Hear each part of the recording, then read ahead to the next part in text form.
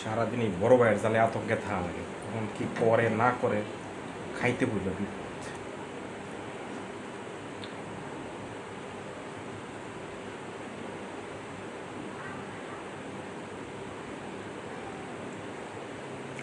বড় ভাই, আজকে খাওয়া আসে নাই, তরকারি রান্না করছে কে? এরকম কেন তরকারির অবস্থা? মজা হয়েছে না? তুমি কও। আজকে খালা আইসি, খালারা বিদায় করে দিছি।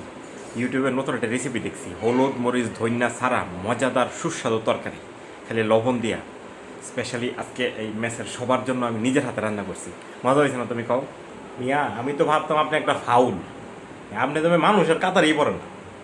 সারাদিন পোলাপনগুলো বাইরে থেকে ঘুরে আসে, আইসে রাত্রে খাইতে বসে একবেলা খায় একসাথে বসে, এটা আপনি একটা কাম করলেন। খালার বিদায় করে দিয়েছেন কেন? আপনারা কইছি খালার বিদায় করে আপনি পণ্ডিতই করেন, এখন পোলাপনগুলো খাইব কি?